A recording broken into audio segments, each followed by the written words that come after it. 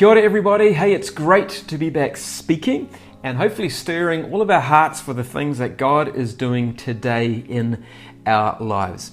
It's sad that we are still not able to all be in the same room together, but that's just the way things are. So if you're watching this at home, online, or more likely in one of our house churches, welcome. I want to share a quick thought with you today on the topic of hope. Hope is something that is in short supply for a lot of people at the moment, and it's something that is certainly needed in all of our lives.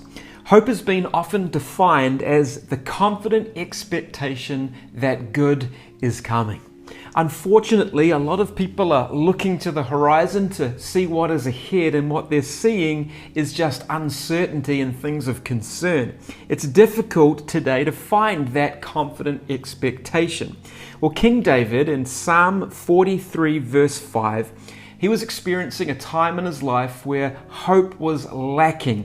Things around him were challenging and his future was uncertain. But in this little passage, he gives us a very clear, very simple reminder of, first of all, where we actually get our hope from. He says this in verse 5 of Psalm 43, "Why are you cast down, O my soul? And why are you disquieted within me? Hope in God." Another version says, "Put your hope in God." It's very simple. Not so easy to do, but we have to get our hope from Him. That confident expectation of good for our lives comes from Him, from His abilities, from His perspective.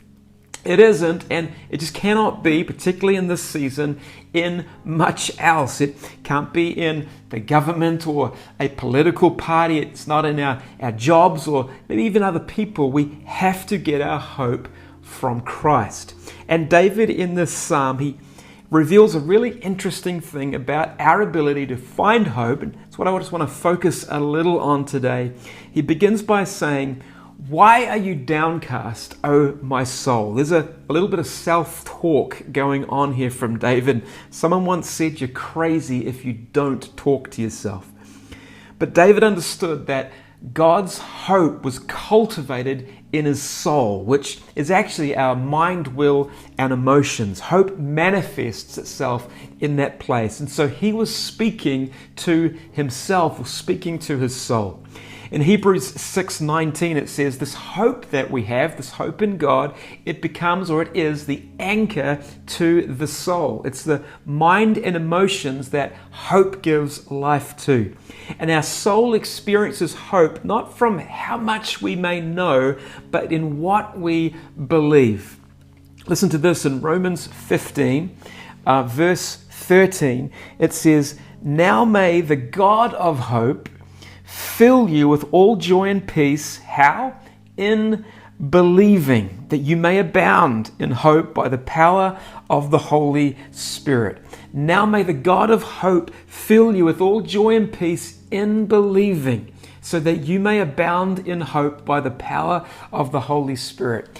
Our beliefs are so crucial in allowing our lives to be filled with this joy and peace. You've probably heard it said before, but the most challenging battles you'll ever face are actually the ones between your ears. That space between our ears. It's the battle in the mind, in that soul realm.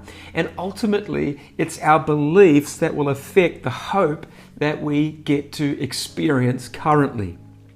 Author Ed Silviso, he writes, "A stronghold is a mindset impregnated with hopelessness that causes us to accept as unchangeable situations that we know are contrary to the will of God." And so when it comes to our hope levels, we have to challenge our set beliefs.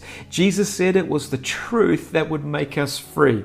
The moment that we begin believing His truth in a particular area of our lives is the moment when we get to be filled with hope in that area. The moment we believe, for example, that what He can do is far greater than what we can see or do or reason or argue, is the moment where we will begin to abound with hope in that area. We can experience transformation and be hope-filled in every part of our lives by renewing our minds with His truth. So, today, ask yourself this question: how are my hope levels? Or where are my hope levels at? How are my hope levels at? How are my hope levels about my future or my calling or my relationships? Your hope levels are indicators about what you are believing. The promise of Romans 15:13 is, it says, now may the God of hope fill you with all joy and peace in believing. Not tomorrow, not next week, but now, in the middle of or amidst what you may be currently experiencing, hope is ours today. There is and can be for us a confident expectation of good coming if our hope is in Him.